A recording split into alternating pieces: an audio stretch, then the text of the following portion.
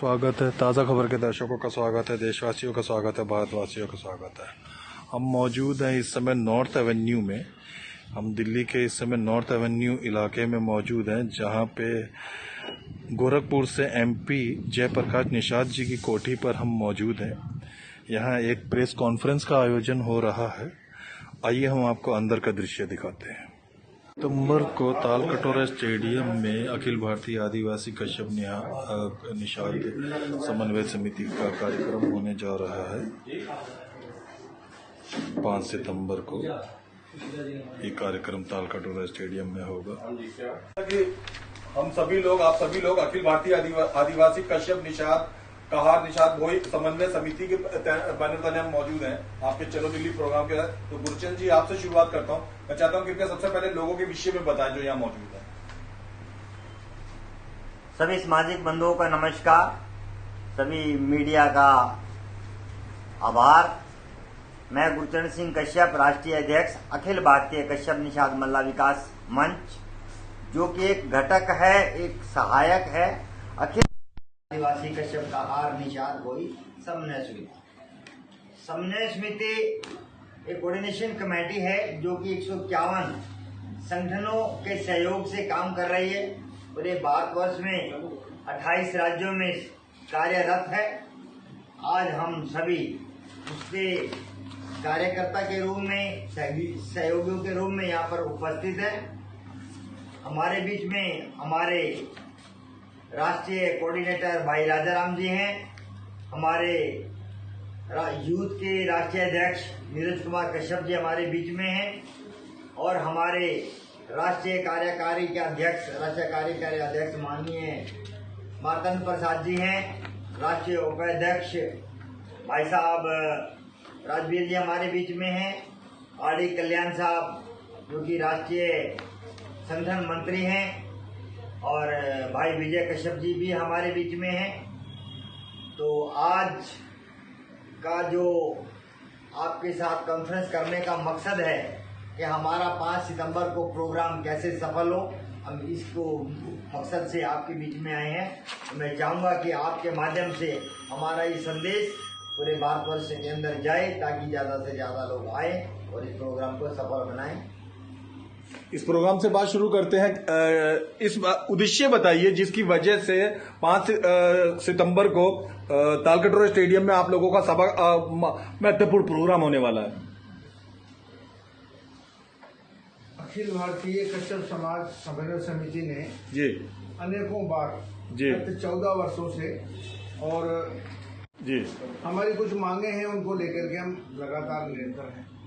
अभी तक हमने 14 सालों के अंदर 14 राज्यों के अंदर अधिवेशन किए हैं, और अभी हम इंदौर से निकल के बाहर आए और दिल्ली के अंदर जो तालकटोरा में 5 तारीख को हम अपना एक बहुत बड़ा सम्मेलन करने जा रहे हैं। हमारे समाज में जागरूकता लाने के लिए, हमारे समाज के लोगों को शिक्षित और बेरोजगार से दूर करने के लिए ये सभी मांगे हैं। ये मेरे सारे बंधु जो है इसको देंगे, लेकिन हमारा जो मूल मकसद है वो एक ही है कि हम अधिक से अधिक हमारे समाज के लोगों को राजनीति में भागीदारी, शिक्षित करें, रोजगार दें, कश्यप आयोग के लिए स्थापना करवाएं, ताकि कल को हमारे जो समस्याएं उनको सरकार निराकरण करे। और सबसे बड़ी बात है कि जहां हमारे राज्य हैं उनके अंदर जो सुविधा मिल रही है उसे यथावत रखा जाए। आरक्षण होते हुए भी हमें प्रमाण पत्र नहीं दिए जा रहे, जो गलत है। मैं नीरज जी से बात करना चाहूंगा। नीरज कश्यप जी, आप यूथ हैं, अच्छी वाली बात है कि इस समय जाहिर सी बात है आगे चल के आप ही लोग संभालेंगे। इस कार्यक्रम में नौजवानों को आने के लिए आप क्या कहना चाहेंगे? मैं पूरे हिंदुस्तान में जितने भी हमारे समाज के युवा साथी हैं, मैं चाहता हूं, सबसे मेरा आह्वान है कि आप आइए जी, क्योंकि जब तक हम अपनी मांगों को केंद्र के स्तर पे हम अपनी बात को नहीं रख पाएंगे, हमारे समाज में कितनी सारी समस्याएं हैं पूरा देश जानता है।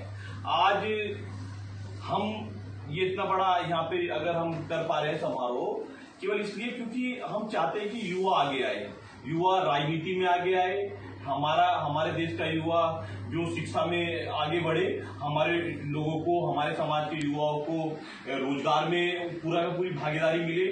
और जो हमारा एक है कि भाई 1950 में जब देश आजाद रिजर्व कोटे में आते थे, तो पूरे हिंदुस्तान में कई सारे राज्यों में हम अलग अलग राज्यों में रिजर्व में है, बट पूरे हिंदुस्तान में ये नहीं अपनाया गया और अलग अलग राज्यों में अलग अलग स्थिति है।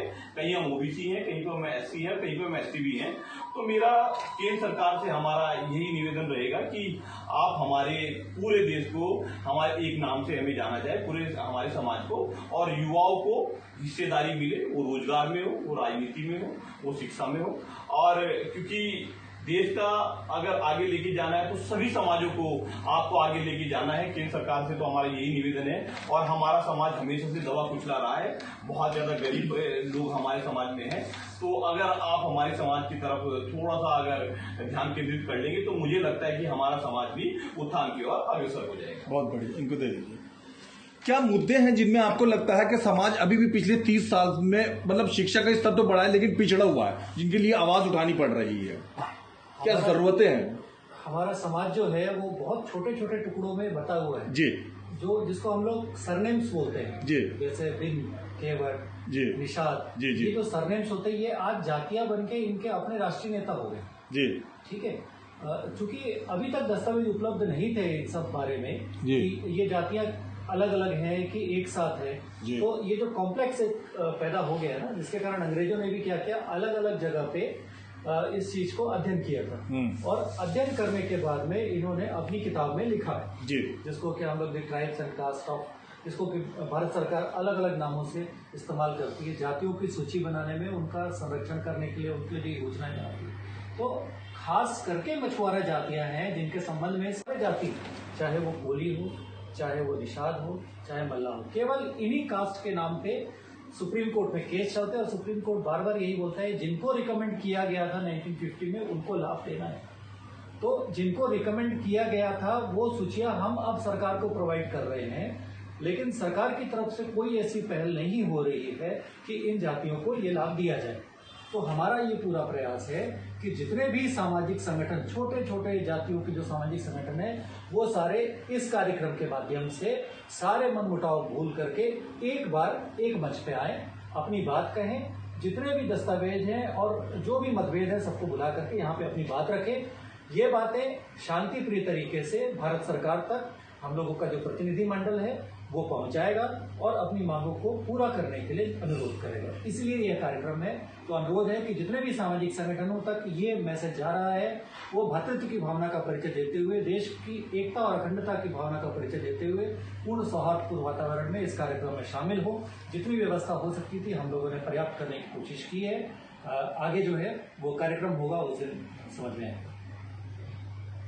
पिछले 30 साल में शिक्षा का स्तर तो वाकई में खुद ने बारीकी से नोटिस करा है कि कश्यप समाज में बढ़ा है। आर्थिक और राजनीतिक स्थिति वर्तमान में कैसी है? सबसे पहले बोलते जाइए।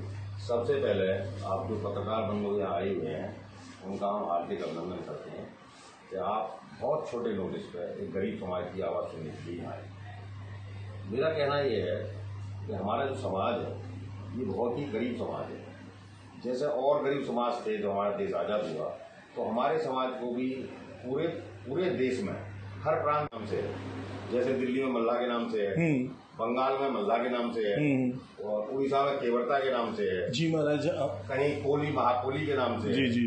तो हमको हर जगह सुविधा है, लेकिन उस सुविधा का लाभ जो है हमारा समाज ले नहीं पा रहा। उसकी वजह यह है कि जहाँ जिन नामों से हमको सुविधा सरकार ने दी है देश की आज़ादी के बाद, वो हमारे नाम वहाँ प्रचलन में नहीं है।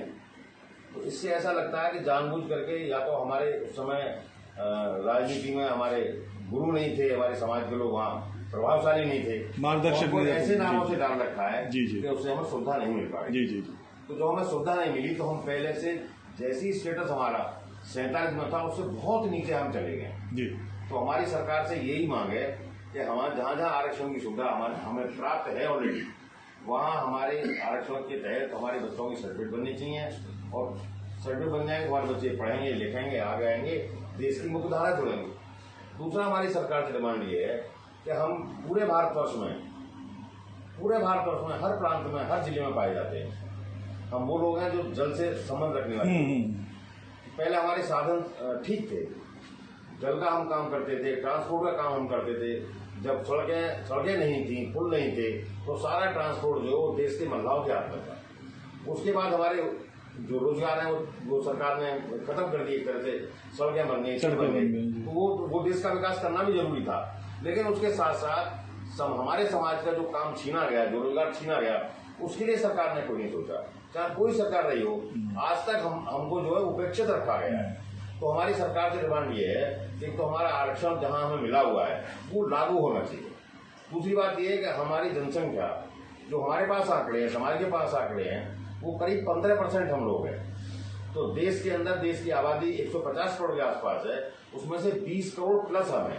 तो हमारी डिमांड ये है कि आदमी किसी सामाजिक उत्थान होना चाहिए, आर्थिक होना चाहिए। तो हमारा भी राजनीतिक उत्थान भी होना चाहिए, राजनीतिक भागीदारी की हमारी डिमांड है कि जहां भी हम हैं, हमको वहां राजनीतिक भागीदारी मिलनी चाहिए। तो यही हमारी सरकार। हम इस समय वर्तमान MP निषाद साहब के पास में ही बैठे हुए हैं, जो आप ही के समाज के हैं। अन्य 32 राज्यों में आपके समाज की राजनीतिक स्थिति कैसी है? कितने MP होंगे, कितने विधायक होंगे? सर ऐसा है, हमारी जो जनसंख्या है उसके अनुपात में हमारे MP बहुत कम है जी। यदि देश में 550 MP हैं और हमारी पॉपुलेशन जो है 15% है, तो हमारे 75 मेंबर ऑफ पार्लियामेंट होने चाहिए। और हार्डली हमारे मेंबर ऑफ पार्लियामेंट सब मिला के सारी पार्टियों में 10 के आसपास होंगे, 8-9 होंगे। तो हमारी सरकार से यही डिमांड है कि हमारी जो जनसंख्या है देश के अंदर, उसके अनुपात में हमें राजनीतिक भागीदारी मिलनी चाहिए। गुड, बस मुझे यही कहना। धन्यवाद। बहुत बढ़िया। करने के लिए आप क्या शब्द कहना चाहेंगे? मेरी पूरे भारतवर्ष के जो हमारे जनजातीय बंधु हैं, मैं सबसे विनती करता हूं कि अपने इस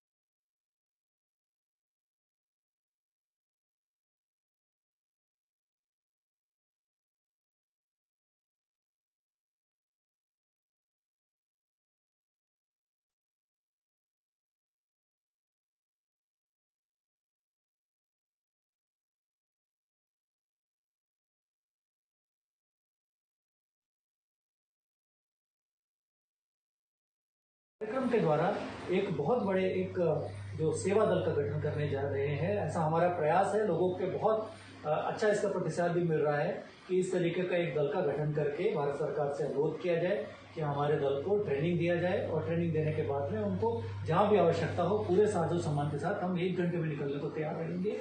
ऐसी एक सेवा कार्य हम लोग यहाँ से शुरू करने जा रहे हैं इस मंच के माध्यम से। अब बात रही आरक्षण वाली बात। 1936, 1949 और 1950 ये 3 वर्षों का हमने उल्लेख किया है। 1936 का जिक्र हम लोग पहले नहीं करते थे, लेकिन चूंकि सुप्रीम कोर्ट ने अभी जो SC/ST के अंदर कोटा डिवीजन का जो जजमेंट दिया है, उस जजमेंट के अंदर में आप पाएंगे, शायद पेज नंबर 30 है, अगर मैं ठीक से याद कर पा रहा हूँ तो उस पेज नंबर के अंदर में एक धीवर कास्ट का उल्लेख मिलता है सेंट्रल प्रोविंसेस के, जो बालाघाट में थी। पहले सेंट्रल प्रोविंसेस के नाम से मध्य प्रदेश, छत्तीसगढ़ और महाराष्ट्र, ये तीनों एरियाज एक होते थे। झारखंड का एरिया भी और बिहार का कुछ एरिया भी लगा हुआ रहता था। तो 1936 के भीतर धीवर जाति को ये सुविधा, शेड्यूल कास्ट की सुविधा 1936 से अंग्रेजों के गजट के द्वारा भारत सरकार के मान्यता प्राप्त थी। यही 1936 की सूची 1950 में शेड्यूल कास्ट की सूची बनी प्रेसिडेंशियल ऑर्डर से, लेकिन वहां से धीवर शब्द को हटा दिया गया। अच्छा। ऐसा सब सोचते हैं, लेकिन ऐसा हुआ नहीं है जी। वहाँ धीमर शब्द को हटाया गया, उसकी जगह पे एक व्यापक शब्द कोली को लिया गया था, अच्छा। जो कि मध्य प्रदेश और छत्तीसगढ़ में ट्राइब्स की सूची में था, महाराष्ट्र में भी वो ट्राइब्स की सूची में था। जी जी। लेकिन कुछ एरियाज थे वहाँ पे वो शेड्यूल कास्ट के रूप में था। तो इस कोली नाम को हटा करके छत्तीसगढ़ और मध्य प्रदेश के लिए माझी नाम को कर दिया गया। अच्छा। और महाराष्ट्र आदि एरियाज के लिए कोली नाम को कर दिया गया। कोली एक बुनकर भी होते हैं, ठीक है। तो ये दोनों कंफ्यूजन रहा। नोटिफिकेशन मेरे ख्याल से जारी नहीं किया अभी तक तो नहीं जी। और हमारी जाति जो कोली नाम से थी उसको शेड्यूल कास्ट में बुनकर के साथ में जोड़ करके कोरी और कोली कर दिया गया। अच्छा। तो यहाँ से हमारे समाज को 1950 में जो शिक्षा, राजनीति आदि और विभिन्न जो योजनाओं के लिए जो पैसा आया था, वो पैसा जो हमारे समाज को मिलना चाहिए था, जैसा कि 1949 में रिकमेंड हुआ था, वो नहीं मिला और वो कहीं और चला गया। वो पता नहीं उस पैसे का आज हमारा समाज थोड़ा उत्थान कर लिया होता, वो नहीं मिला। तो हमारी मांग है कि 1949-50 में जो सूची रिकमेंड की गई थी भारत सरकार को प्रदेश सरकार के द्वारा, उस समय के सेंट्रल प्रोविंसेस के जो या जो प्रधानमंत्री हुआ करते थे उस समय के प्रोविंसेस के, तो उनके द्वारा जो रिकमेंड किया गया था उस सूची को वापस से लागू करें, जैसा कि सुप्रीम कोर्ट भी कहती है। और केवल इतनी डिमांड है, कोई नई जातियों के रूप में हम शामिल नहीं होना चाहते, हम किसी आदिवासी या अनुसूचित जाति वर्ग का लाभ नहीं हनन करना चाहते, हमारा नाम ऑलरेडी उस सूची में है, हमारे राजनीतिक प्रतिनिधित्व को जानबूझकर काटा गया है, ये एक साजिश है और उसके सिवा हमें कुछ नजर नहीं आता। अगर ये साजिश नहीं है तो भारत सरकार से एकदम अनुरोध है कि उन कागजों को देखें, केवल 2 कागज देखने पे आपको समझ में आ जाएगा कि हमारे बातों में सत्यता है या झूठ है।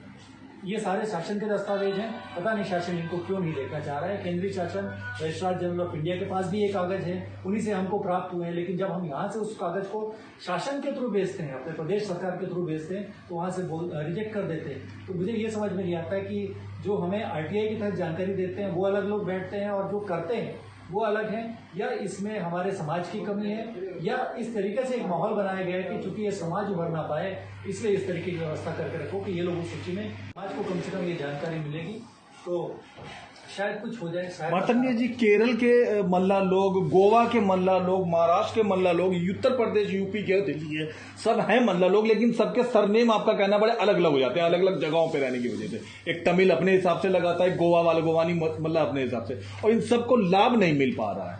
आपकी इकलौती डिमांड सरकार से ये है कि अलग अलग जगह से जितने भी विभिन्न प्रकार के मल्ला हैं सबको सामूहिक रूप से एक साथ लाभ मिलना चाहिए। आपने अन्य पिछड़ा वर्ग का क्रमांक बनाया जी।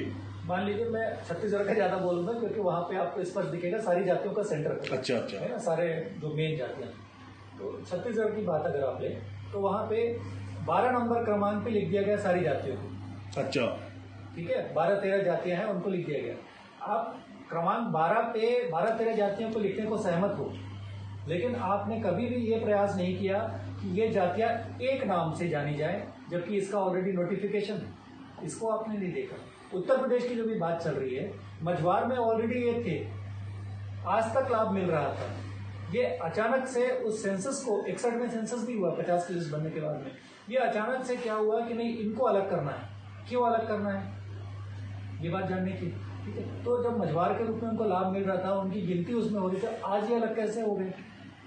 ठीक है, ये सारे दस्तावेज शासन के पास है, केंद्र शासन के पास है ना। वो कमी कहाँ पे है वही हमको शासन से पूछना है, और अनुरोध हमारा वही है कि इस कमी को जल्दी से जल्दी दूर कर दें, ताकि हमारे समाज में एक नया विश्वास जाएगा, लोग समझेंगे कि नहीं। अच्छा, आरक्षण हम क्यों मांग रहे हैं, ये भी बहुत महत्वपूर्ण बात है। आरक्षण इसलिए नहीं मांग रहे हैं कि हम जबरन किसी का अधिकार छीन रहे हैं, हमें लाभ मिला हुआ था। हम आज 40 सालों 50 सालों से लगातार प्रयास कर रहे हैं, हमारे पूर्वजों ने, बड़े अन्य लोग हैं, ये बहुत लंबे समय से प्रयास कर रहे हैं, दस्तावेज नहीं मिल रहे थे। 2005 से जब से सूचना का अधिकार आया तब से दस्तावेज बाहर आना शुरू हुए, तब जाके भारत सरकार के बहुत सारे कागज मिले। केंद्र के अधिकारियों को भी ये जानकारी में नहीं है, वो उल्टा हमसे बोलते हैं कि भाई अगर कुछ मिलेगा तो हमको ही बताइएगा, हम भी पढ़ेंगे, लेकिन उसके आगे वो बढ़ नहीं पाते। क्यों?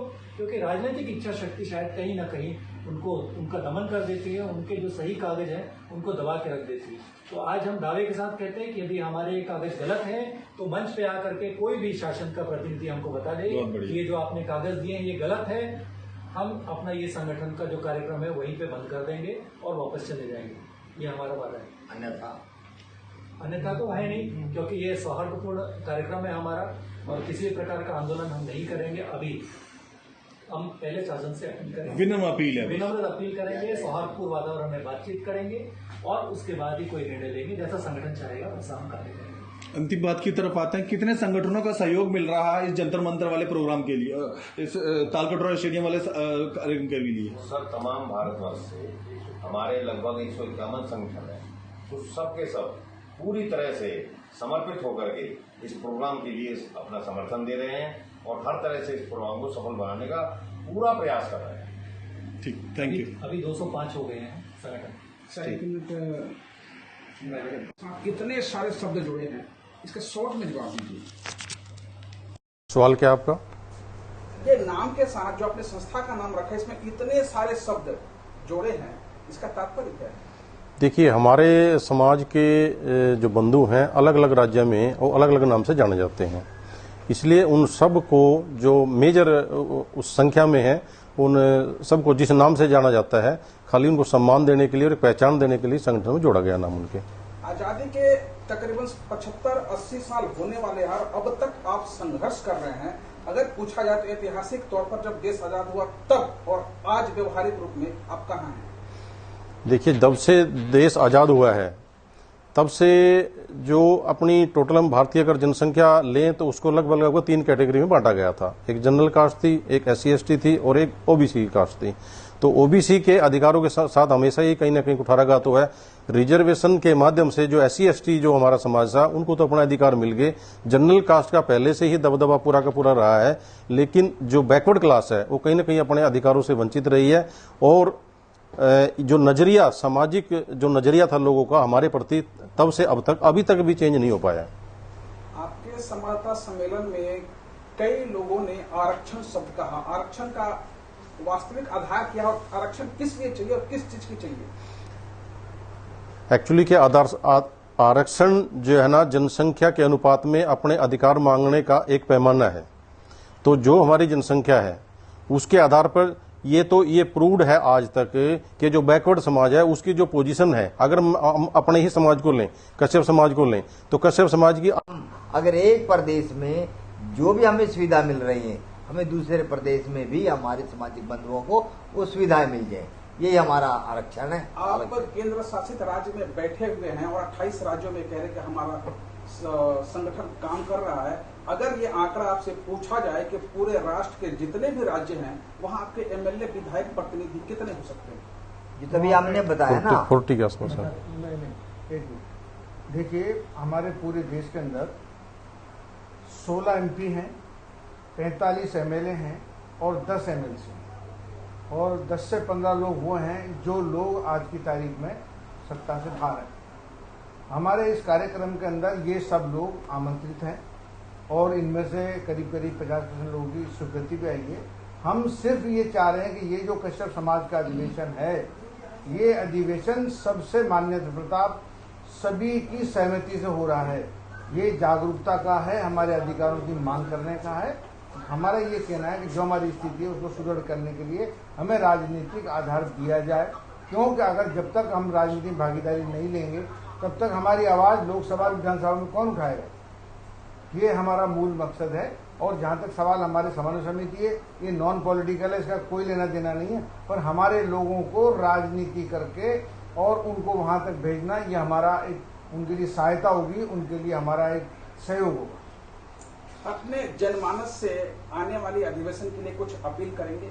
जी हाँ, मेरा सभी जितने भी हमारे समाज के लोग 29 राज्यों में भिन्न भिन्न नामों से माने जाते हैं, उन सभी से अनुरोध है, प्रार्थना है, इस कार्यक्रम आकर के और वो अपना प्रदर्शन करें, अपनी चीजें देखें और अपनी जागरूकता को लेकर के अपने शहर में जाकर। समाज जल्दी ही अपना एक भव्य कार्यक्रम तालकटोरा स्टेडियम में करने जा रहे हैं। इस विषय में ये निषाद समाज के ही MP जयप्रकाश निषाद जी की कोठी है। यहाँ पर मंत्रणा के लिए लोग इकट्ठा हुए हैं, प्रेस कॉन्फ्रेंस का आयोजन है और प्रेस वार्ता का आयोजन है और आगामी कार्यक्रम की रूपरेखा के विषय में यहाँ पर विचार विमर्श होगा। हम इस समय दिल्ली के कनॉट प्लेस एरिया में नॉर्थ एवेन्यू में मौजूद हैं। ये नॉर्थ एवेन्यू एरिया है जहाँ ज़्यादातर MP लोगों के ही फ्लैट और बंगले मौजूद हैं।